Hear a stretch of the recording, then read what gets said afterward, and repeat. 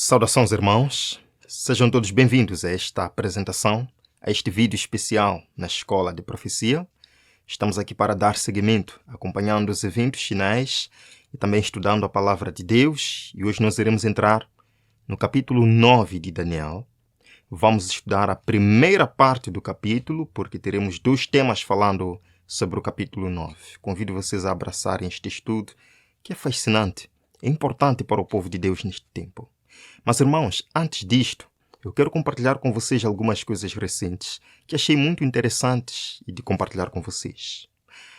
Há alguns dias atrás, o Irã, que é um país asiático com 99,4% da população muçulmana, declarou o encerramento nacional de domingo e instou os seus residentes a não deixarem suas casas devido às alterações climáticas, devido a uma onda de calor que assolou o país.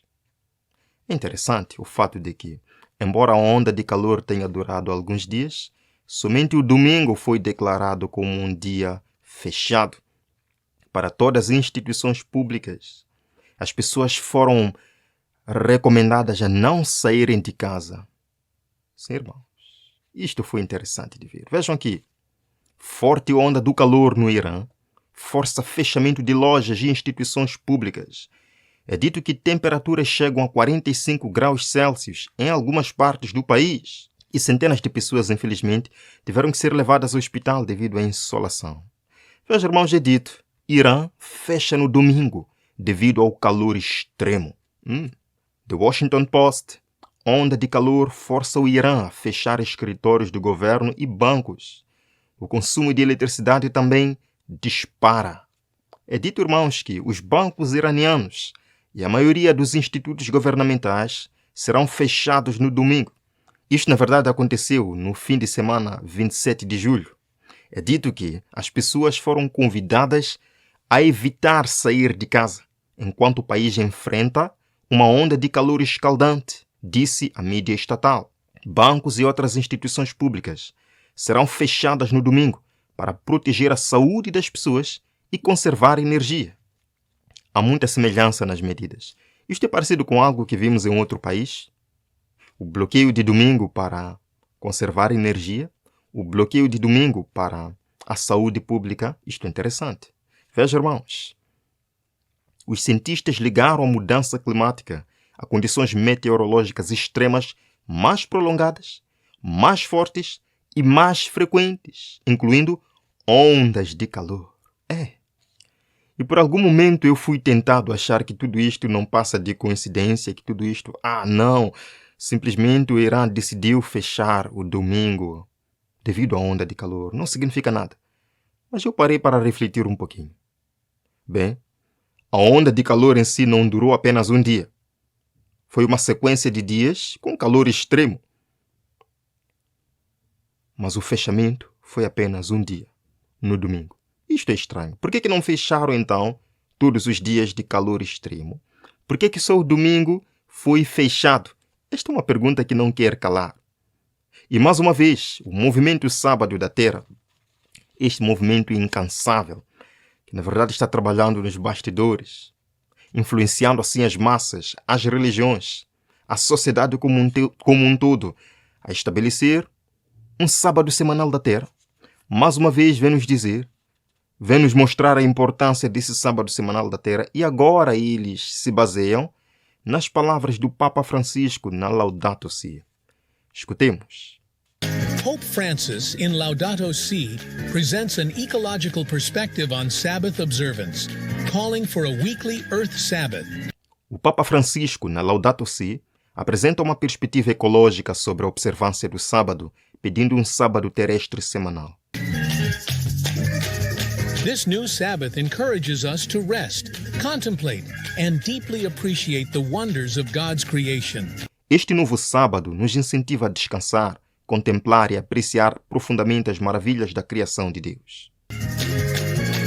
Está claro, irmãos? O Papa Francisco, na Laudato Si, incentiva as pessoas a aguardarem um sábado semanal da Terra.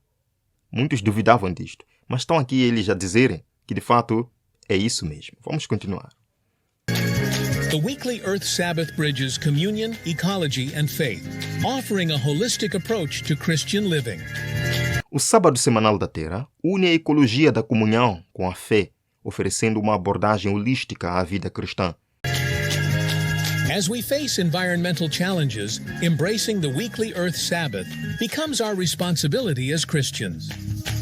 À medida que enfrentamos os desafios ambientais, abraçar o sábado semanal da Terra torna-se nossa responsabilidade como cristãos. Abraçar o sábado semanal da Terra, que na verdade será o domingo semanal da Terra, é uma responsabilidade dos cristãos. Interessante, vamos continuar.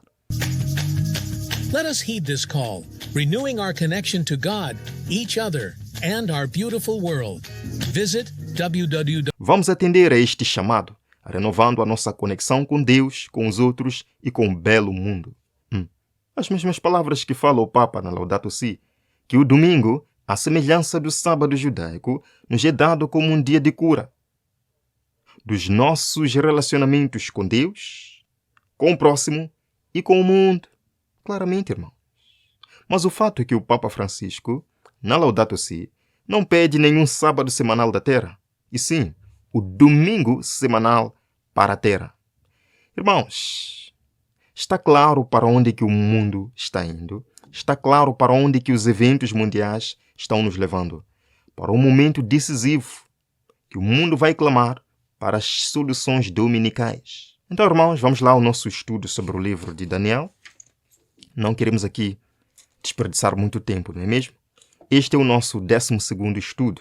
Vamos falar sobre o calendário profético e o juízo. O calendário profético e o juízo, a primeira parte do capítulo 9.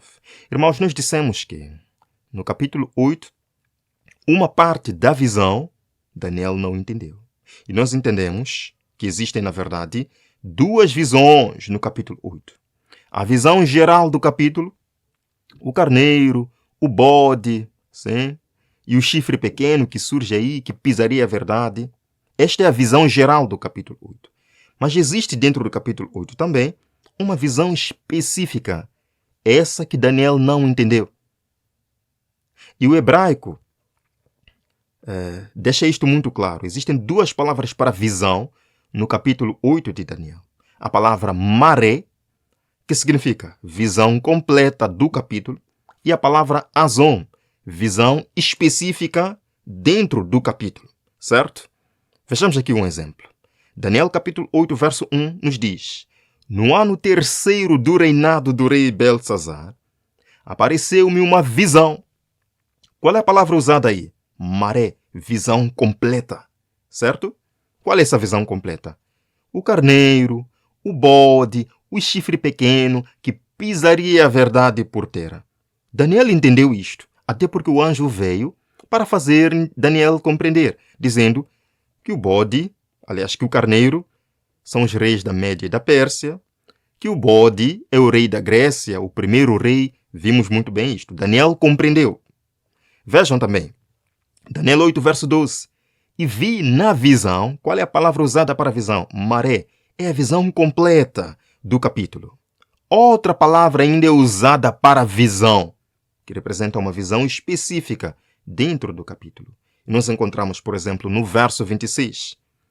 E a visão, agora qual é a palavra usada aí, irmãos? Azon. Já não é maré, já não é visão geral, é azon.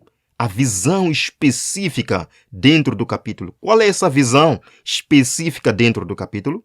Está aqui. A visão da tarde e da manhã que foi falada é verdadeira.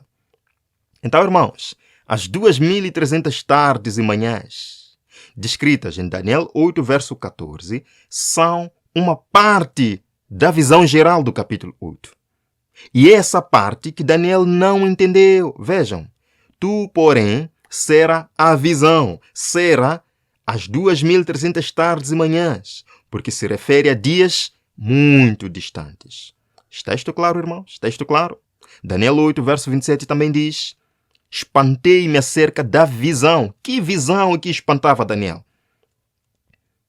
Do carneiro? Não. O anjo explicou isso a Daniel. Do bode? Não. O anjo explicou isto a Daniel. A visão que Daniel não havia entendido São as 2.300 tardes e manhãs. E não havia quem a entendesse. E então, o capítulo 9. Mais uma vez o anjo Gabriel é enviado. Após uma prece de Daniel, após a oração fervorosa de Daniel, o anjo Gabriel é enviado para dar a Daniel o sentido daquilo que ele não havia entendido no capítulo 8. O que Daniel não entendeu? As 2.300 tardes e manhãs, que são a parte específica da visão geral. Está isto claro? Agora, passaram-se cerca de 11 anos desde essa visão do capítulo 8. E Daniel, estudando profundamente as profecias, irmãos, eu admiro Daniel. Um homem que era estadista, com certeza andava muito preenchido, muito ocupado, mas nunca lhe faltava tempo para orar 3 vezes ao dia. Nunca lhe faltava tempo para estudar as profecias. Estudando, analisando as profecias do livro do profeta Jeremias, ele chegou à conclusão de que não. O tempo descrito lá, descrito aonde? Em Jeremias 25, verso 11, estava para se cumprir. Porque Jeremias falou que toda esta terra virá a ser um deserto e um espanto, e estas nações servirão ao rei de Babilônia 70 anos. Entendeu? Que os 70 anos estavam chegando ao final. Daniel ora: Senhor, o tempo predito para o fim do cativeiro de seu povo está chegando ao final. Por favor, Senhor, perdoa-nos. Dá-nos uma nova chance de voltarmos à terra prometida, de reconstruirmos os muros, reconstruirmos o templo, reconstruirmos a cidade, erguermos o seu nome, que infelizmente foi zombado pelos gentios. Daniel ora, irmãos, e o capítulo 9 começa com essa oração de Daniel. Daniel 9, verso 1. No ano 1º de Dario, filho de Assuero, da linhagem dos Medos, o qual foi constituído rei sobre o reino dos caldeus.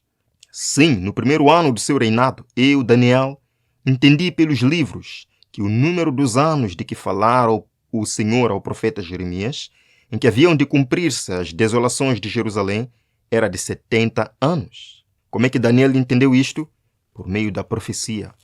Aquele que não estuda a profecia não sabe para onde vai, não sabe o que espera o futuro, não sabe aonde está no calendário profético, não sabe. Daniel sabia porque estudava a profecia. E o verso 3. E eu dirigi o meu rosto ao Senhor Deus, para o buscar com oração e súplicas, com jejum e saco e cinza. Por que Daniel ora? Ele ora por seu povo. Ele ora para que Deus cumpra a sua promessa dita ao profeta Jeremias, de que após os 70 anos, o seu povo seria liberto, tendo a chance de voltar e reconstruir a cidade. Daniel ora. Ele humilha o seu coração. Ele intercede pelo seu povo, pedindo perdão dos pecados do seu povo. E o verso 17, irmãos: Agora, pois, ó nosso Deus, ouve a oração do teu servo e as suas súplicas, e sobre o teu santuário assolado faze resplandecer o teu rosto por amor do Senhor. Por que Daniel fala especificamente do santuário? É que no capítulo 8, o anjo falou alguma coisa sobre o santuário, irmãos. No capítulo 8, verso 13 e o verso 14, o anjo disse: até 2.300 tardes e manhãs o santuário será purificado. E Daniel, porque não havia entendido a visão, achava que o anjo estivesse falando do santuário em Jerusalém, do santuário judeu. E ele entra em um estado de angústia. Senhor, quando que estas coisas todas vão acontecer? Por que vai acontecer? Perdoa-nos, ó Pai. Dá-nos uma segunda chance. Dá-nos uma segunda chance, Senhor. Irmãos, neste clamor, Deus interveio. Mais uma vez, o anjo Gabriel é enviado para instruir Daniel. Isto nos mostra que Deus atende o clamor dos seus filhos. Deus está disposto a trazer compreensão das profecias a todo aquele que busca, a todo aquele que clama, a todo aquele que jejua. Quantos de nós hoje jejuam para poder compreender a profecia? Quantos de nós hoje estão dispostos a orar intensamente, buscando compreensão destas palavras, buscando que Deus, ou pedindo que Deus cumpra suas promessas em nossas vidas? A oração da fé, a oração, a prece fervorosa, agrada ao coração de Deus. E Deus responde ao clamor de Daniel. O verso 21, estando eu, digo, ainda em oração. Quando Daniel diz que, estando ainda em oração, Deus o atendeu, nos mostra que Deus não demora em atender o nosso clamor. Por mais que a resposta não seja exatamente aquela que a gente quer, Deus não demora em atender o nosso clamor. Estando ele ainda orando, o anjo Gabriel, que ele tinha visto na primeira visão, veio voando rapidamente. E aí diz que tinha visto na visão anterior, certo? Na visão anterior. Ele veio voando rapidamente. Tocou Daniel à hora do sacrifício da tarde. Qual foi a visão anterior do capítulo 9? Claro, a visão do capítulo 8. O anjo Gabriel foi visto em Daniel capítulo 8, versos 6, falando sobre as 2.300 tardes e manhãs. E ele disse no verso 26 que a visão da tarde e da manhã é verdadeira. Ser a visão, porque se refere a dias ainda muito distantes. Então, o anjo Gabriel vem agora para dar continuidade ou para dar explicação à última visão que Daniel tivera, certo?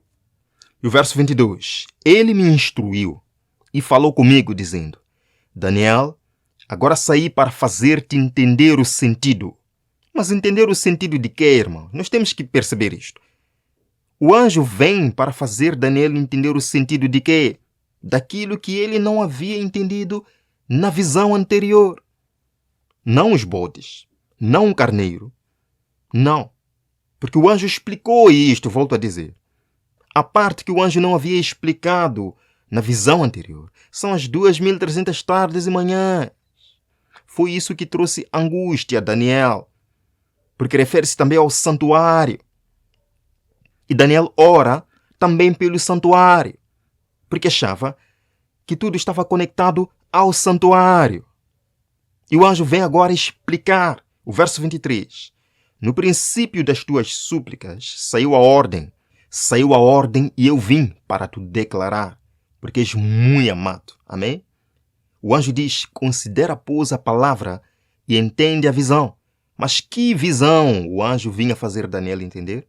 A visão específica da tarde e da manhã que Daniel não havia entendido e que se cumpriria no tempo do fim. Isto é o básico para nós entendermos agora os próximos versos do capítulo 9. O anjo vem para explicar a Daniel as 2.300 tardes e manhãs, que embora fosse para o tempo do fim, abordava alguns aspectos ligados ao povo de Daniel. Em outras palavras, Deus daria uma segunda chance para o povo de Daniel. Voltar à cidade, reconstruir os muros, reconstruir o templo.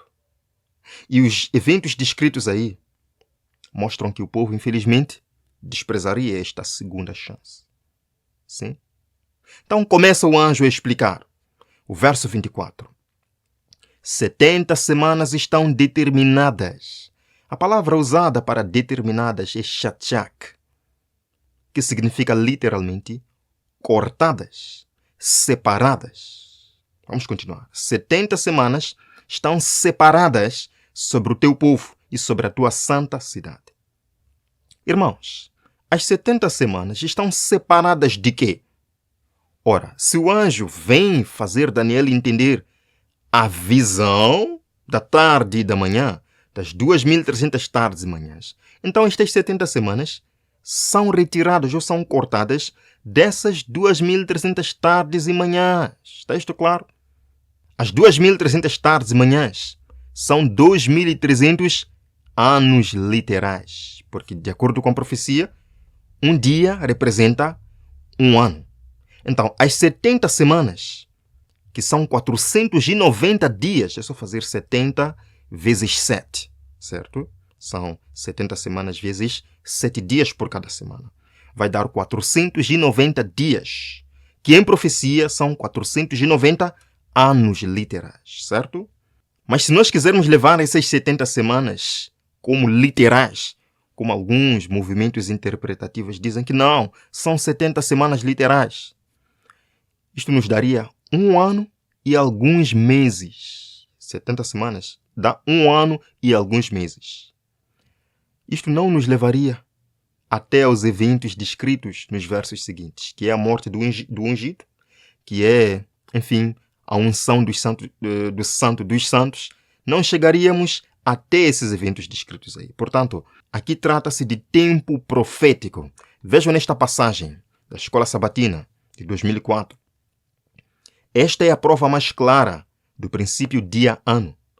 A ordem para restaurar e para reconstruir Jerusalém foi dada muitos séculos antes de Cristo. Se forem tomadas como tempo literal, 70 semanas representam 1 ano e alguns meses. Dificilmente um tempo suficiente para alcançar Jesus. No entanto, a aplicação do princípio dia-ano resolve esse problema, pois só assim nos levará aos eventos descritos nos versos seguintes. O batismo de Jesus, que é a unção de Jesus, a morte e a ressurreição de Jesus, certo? Irmãos, no verso 24 ainda continua descrevendo mais 5 coisas que devem acontecer durante esse período de 70 semanas entre o povo judeu, né? No contexto dos judeus. Vejam só. 70 semanas estão separadas de quê? Das 2.300 tardes e manhãs, dos 2.300 anos. Para quê? Para cessar a transgressão, para dar fim aos pecados, para expiar a iniquidade, para trazer a justiça eterna, para selar a visão e a profecia e para ungir o Santíssimo, o Santo dos Santos. 5 coisas já acontecem aqui. Primeira coisa, cessar-se a transgressão. Isto seria o papel do povo, acabar com o pecado de rebelião. Deus dá mais uma segunda chance para o povo o reconhecer como Senhor e deixar as práticas abomináveis que os levaram à Babilônia.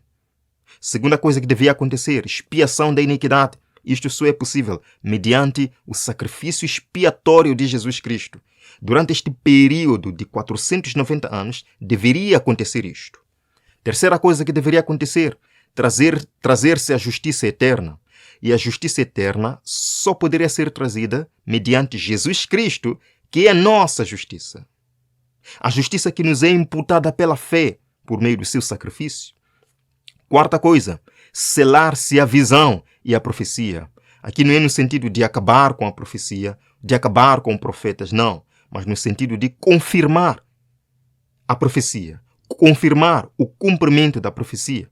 E a quinta coisa que deveria acontecer, a unção do Santo dos Santos. Irmãos, isto representa a inauguração do santuário celestial, do verdadeiro tabernáculo que o Senhor construiu, não o homem, de acordo com o livro de Hebreus. Representa a inauguração da missão de Cristo como sacerdote do santuário celestial. Agora, quando é que este período começaria? Quando é que esta contagem das 2.300 tardes e manhãs e ao mesmo tempo dos 490 dias começaria? A palavra de Deus nos diz, no verso 25, sabe e entende. Desde a saída de quê, irmãos? Da ordem para restaurar e para edificar a Jerusalém. A saída da ordem para edificar Jerusalém, para restaurar Jerusalém, seria o marco para a contagem deste longo período profético de 2.300 anos e de 490 anos separados especificamente para o povo judeu. Agora, irmãos, nós sabemos que historicamente existem 3 decretos sobre o assunto. O decreto do rei Ciro, em 538 a.C., foi o primeiro. O segundo, o decreto do rei Dario, em 520 a.C., e o terceiro, decreto de Artaxerxes, em 457 a.C. Qual destes 3 decretos marca o início da contagem deste longo período?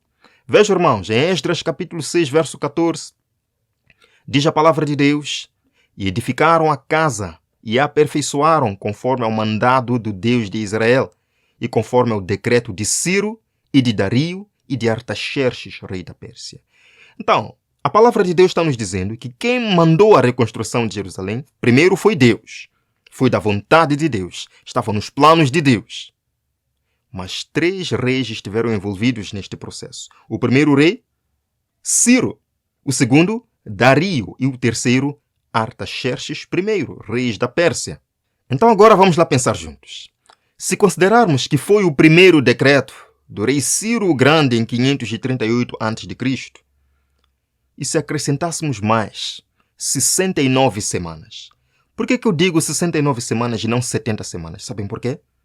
É porque a chegada do ungido, que aparece aqui nos próximos versos, o ungido chegaria antes do final da última semana, ou seja, chegaria na penúltima semana, a semana 69, certo? Que literalmente equivalem a 483 anos literais, certo?